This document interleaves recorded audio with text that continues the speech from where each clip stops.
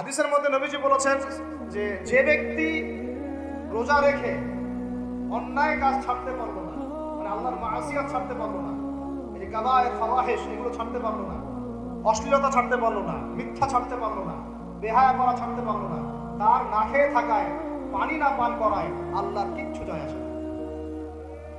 আর রোজার বিষয় বুঝলাম। রোজা কাকে বলে ভাই? মানে রোজা মানে হচ্ছে আমি আল্লাহ পাকের সমস্ত নিষেধ ছেড়ে দিব। কি করব? আল্লাহর সমস্ত নিষেধ। রোজা থেকেছি, পানি খাচ্ছি না, খাবার খাচ্ছি না, কার ভয়ে? গোসল করার সময় এক ঢোক পানি খেলে কে দেখবে? এই চেতনা তখন কাজ করে, তখন কাজ করে না। চুপ করে এক লোকমা ভাত খেলে কে দেখবে? কেউ দেখবে? আল্লাহ ছাড়া কেউ দেখবে? কেউ দেখবে না। তারপর আপনি খান না কেন? আপনি খান না কেন? কারণ আপনি অনুভব করেন যে আল্লাহ পাক আমাকে দেখছেন। এটাই হলো ইহসান। এটার নাম কি? ইহসান। এটাই বলা হচ্ছে হাদিসে জিবরিলের মধ্যে, আনতা আবুদুল্লাহ কাআন্নাকা তারাহ। তুমি এমন ভাবে আল্লাহর ইবাদত করো যেন তুমি আল্লাহকে দেখতে পাচ্ছ। ওয়া ইল্লাম তাকুন তারাহু, তুমি যদি আল্লাহকে দেখতে না পারো জেনে রাখো ফাইন্নাহু ইয়ারাক, আল্লাহ পাক তোমাকে দেখছেন। এইটাকে বলে আল্লাহ কনসিয়াসনেস বা ইহসান বা তাকওয়া। আর তাকওয়া হাহুনা, তাকওয়া কোথায়? এখানে। আপনি সাওমের আয়াতটা পড়েন, কুতিবা আলাইকুমুস সিয়াম কামা কুতিবা আলাল লাযিনা মিন ক্বাবলিকুম লাআল্লাকুম কি তাত্তাকুন। তোমাদের উপর সাওমকে ফরজ করা হয়েছে ঠিক যেমন করে আগের উম্মতের উপরেও করা হয়েছিল। উদ্দেশ্য হচ্ছে লাআল্লাকুম তাত্তাকুন, যাতে করে তোমরা তাকওয়া অবলম্বন করো। তাকওয়া মানে আল্লাহ কনসিয়াসনেস। এই যে আমি খাচ্ছি না, পান করতেছি না, আমি বিশ্বাস করি আল্লাহ আমাকে দেখতেছেন, এই তো। সেই বান্দা কেমন করে রমজান চলে গেলে বেনামাজি থাকতে পারে? রমাদান চলে গেলে কি আল্লাহ তাকে আর দেখে না? সেই বান্দা কিভাবে সুদ খায়, তখন কি আল্লাহ তাকে দেখে না? সেই বান্দা, একই বান্দা কিভাবে জেনা করতে পারে? মেয়েকে নিয়ে কেমন করে বাইকে ঘুরতে পারে? কেমন করে গায়রা মারামের সাথে আমরা ইয়ে করতে পারি, রিমিক্সিং করতে পারি? কেমন করে সে সমকামিতার দিকে ধাবিত হতে পারে? কেমন করে সে জুয়া খেলতে পারে? কেমন করে সে মাদক খাইতে পারে? কেমন করে সে আল্লাহ দ্রোহী আইন বাস্তবায়ন করতে পারে? যদি সে এটা চেতনা, এই চেতনা থাকে যে আল্লাহ আমাকে দেখছেন, এই চেতনাটাকে বদ্ধমূল করার জন্যই রমাদান আসে। বলেন সুবহানাল্লাহ। আমি বুঝাতে পারলাম রোজা রাখার উদ্দেশ্যটা কি?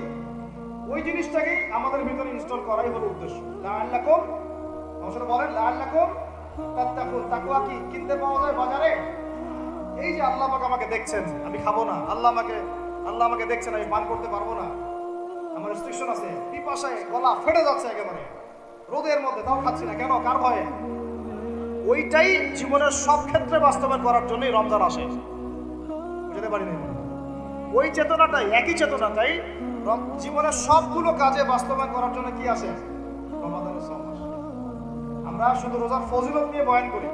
রোজা রাখলে 70 গুণ নেকি হবে না, 70 গুণ হবে, 700 গুণ বাড়াই দিবে। মূল কথা ফজিলত তো ফজিলত পাবোই, মূল কথা এইটা, তাকেও অবলম্বন করতে হবে। আল্লাহ পাক আমাদেরকে তৌফিক দান করেন। কটা বলছি বলেন ভাই? দুইটা মনে থাকবে। এক, দুনিয়াবি কাজ কমায় ফেলা। দুই, কি রোজা রাখার মতো রাখা। তিন নাম্বার হচ্ছে, এটা আমার নিজস্ব একটা পরামর্শ আর কি। 3 নাম্বার হচ্ছে রোজা রাখার জন্য আমাদের সাহারি করতে হয়, ইফতার করতে হয়। এই তো আল্লাহর ওয়াস্তে সাহারি এবং ইফতারে মুসলমানের মতো খাবার খাবেন। মানে আমরা কিন্তু সাহারিতে কি করি জানেন? 7 পেট খাই। কয় পেট? নবীজি বলেছেন খাবে পেটের 1 ভাগ খাবার, 1 ভাগ পানি, 1 ভাগ, আবার বলি 1 ভাগ খাবার, 1 ভাগ পানি, 1 ভাগ। কার পেট খালি আছে এখন খাওয়ার সময় খাওয়ার টেবিলে? আমাদের ওস্তাদরা বলেন যে মুসলিম উম্মাহ, আমাদের ওস্তাদরা বলেন যে মুসলিম উম্মাহ খাবার টেবিলে হেরে গেছে, সে কখনো জিহাদের মাঠে জিততে পারবে না। বুঝতে পারেন? বুঝতে পারলাম না? যারা খাবারের টেবিলেই হেরে গেছে, এখানেই তো আপনি শুনলাম আমি খাইতে পারতেছেন না, প্রবৃত্তির কাছে হেরে গেলেন, গপ গপ গপ গপ করে খাচ্ছি 7 প্লেট ভর্তি করে। এখানে তো খাবারের সামনে হেরে গেলাম, প্রবৃত্তির সামনে। সে আবার কাফেরদের সাথে জিতবে কেমনে? জিতবে আগে নিজের প্রবৃত্তির উপর জিহাদে তো জিততে হবে। আমার মন চাচ্ছে যে না করি, করবো না, এটার নাম জিহাদ, এটাও জিহাদ। মন চাচ্ছে সুদ খাই একটু, খাবো না, এটার নাম কি? মন চাচ্ছে নামাজ না পড়ি, ঘুমায় থাকি, মন চাচ্ছে না, মন বলতেছে ঘুমাই ঘুমাই ঘুমাই, কিন্তু নামাজ পড়তে হবে। এই উঠলাম, ওযু করলাম, গেলাম, এর নাম কি? এটার এক প্রকার কি? বরং নফসের সাথে জিহাদটা অনেক বড় জিহাদ বলা হয়েছে, বলা হয় নাই? এটা মানুষকে শক্ত করবে। একটা মেয়ে সেটা প্রেম করতে মন চায়, করবো না, ওকে দেখবো না, যাবো না কাছে, এটা শক্ত থাকার নাম কি? এটা মনের নফসের সাথে কি বুঝেন? আল্লাহ পাক আমাদেরকে নফস শক্ত করার তৌফিক দান করেন। তো ভাই, খাবার ইফতারেও এভাবে ছাত্রের খাবেন না, সারিতেও খাবো না, কথা করি তো ইনশাল্লাহ। শোনেন, পরিমিত খাবেন, পুষ্টিকর খাবার খাবেন। পরিমিত খাবেন কিন্তু পুষ্টিকর খাবার খাবেন, তাহলে যথেষ্ট হবে ইনশাল্লাহ। আর এখনকার যে খাবার, এতে বেশিরভাগই ভেজাল। যত বেশি খাবো তত দ্রুত অসুস্থ হবো। এই যে আমরা দিন দিন যে দুর্বল হয়ে যাচ্ছি, বুঝতে পারতেছেন না আপনারা? এটা দিন দিন যে আমরা আগের জেনারেশনের মতো শক্ত না। আমাদের দাদারা, তার দাদারা যেরকম স্ট্রং ছিলেন, আমাদের ইয়াংরাও কিন্তু অত স্ট্রং না। ইয়াং ছেলেকে আপনি এখন 50 বছরের একজন মুরব্বীর সাথে পাঞ্জা লাগা দেন, পারবে না, ওই চাচাই জিতবে। এটার কারণ হচ্ছে ভেজাল খাবার, ভেজাল পরিবেশ, ভেজাল সবকিছু। আমরা যা খাচ্ছি বেশিরভাগই বিষ। আর আল্লাহর কসম, এগুলো মনিটর করার দায়িত্ব সরকারের, এগুলো মনিটর করার দায়িত্ব প্রশাসনের।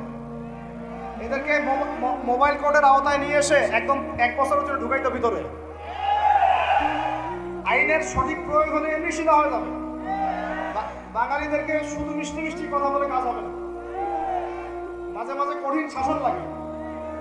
বড় বড় কান্ট্রিগুলো আপনারা দেখে আসেন, মনে করেন রাস্তায় ড্রাইভিং এর সীমা দেওয়া আছে 100 কিলো, ওরা যদি 110 120 চালায় কেউ কিচ্ছু বলবে না, কোনো ট্রাফিক পুলিশও নাই। মোবাইলে একটা মেসেজ চলে আসবে যে তোমার এই 1500 রিয়াল 2000 রিয়াল জরিমানা করা হয়েছে। দিবানা ড্রাইভিং লাইসেন্স বাতিল, ওটা বাতিল তো হবেই, 6 মাসের জন্য জেল খাটবে। বাপ করে টাকা দিয়েছে, টাকা না দিলেও ওর ভয়ে চালাবে না। বাবারে বাবা, একবার 1500 রিয়াল খাইছি, আবার খাওয়া যাবে। আইন শুধু থাকলে হয় না, আইনের একটা কঠোর বাস্তবায়ন থাকতে হবে। এই জিনিসটা যদি থাকে, দেখবেন সমাজ ঠিক হয়ে গেছে। আল্লাহ পাক আমাদের সবাইকে কথাটা মন থেকে বোঝার তৌফিক দান করুন। আমরা কি কারো শত্রু? আমরা সবার শুভাকাঙ্ক্ষী।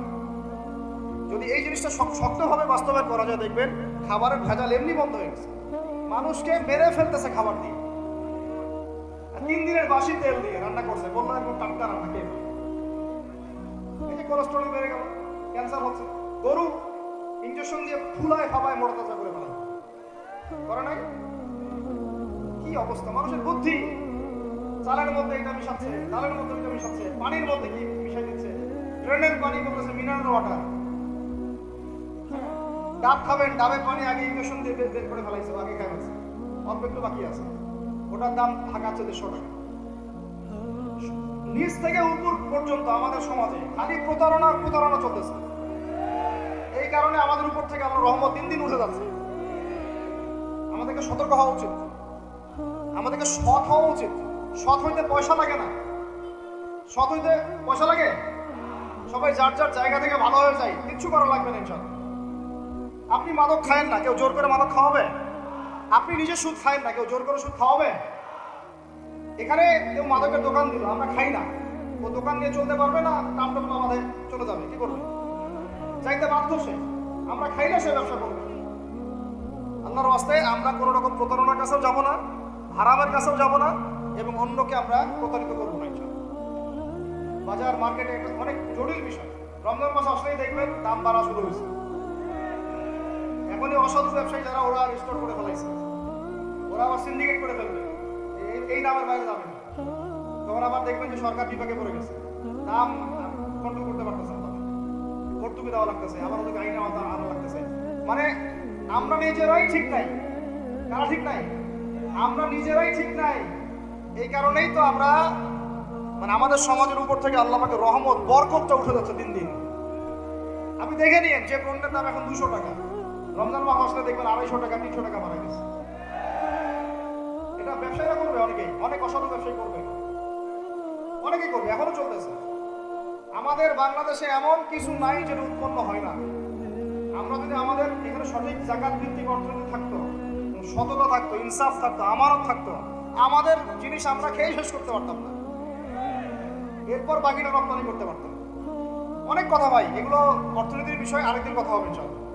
রমজানে আসছে যেহেতু, এতটুকু নসিহত করি। 3 নম্বর, যে ভাই আমরা এমন ভাবে খাবো না যে খাওয়ার মনে হয় জানোয়ারের খাওয়া। ঠিক আছে ভাই, পুষ্টিকর খাবার খাবো, কিন্তু পরিমাণে কম। কম বলতে কি একবারে কম না, আপনার প্রয়োজন অনুযায়ী 3 ভাগ করে, 1 ভাগ খাবার, 1 ভাগ পানি, এক ভাগ ফাঁকা, সুন্নাহ অনুযায়ী। আল্লাহ পাক তৌফিক দান করেন, আমিন। 4 নাম্বার হচ্ছে রমাদান মাস মানেই কোরআন। রমাদান মাস মানে কি? এই রমাজানে আমরা সবাই বেশি থেকে বেশি কোরআন তেলাওয়াত করবো ইনশাআল্লাহ। কারা কারা পারি হাত তুলি। আলহামদুলিল্লাহ, হাত নামান। সবাই পারেন কোরআন তেলাওয়াত? মাশাআল্লাহ, মাশাআল্লাহ। এইটাই তো চাই, বাংলাদেশের ঘরে ঘরে প্রত্যেক ব্যক্তি যেন কোরআন তেলাওয়াত করা জানে, এটাই তো আমরা চাই।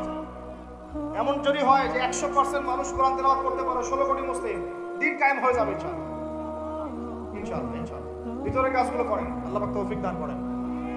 তো ভাই কোরআন আমরা রমজানে বেশি থেকে বেশি পড়বো ইনশাআল্লাহ ভাই, ঠিক আছে?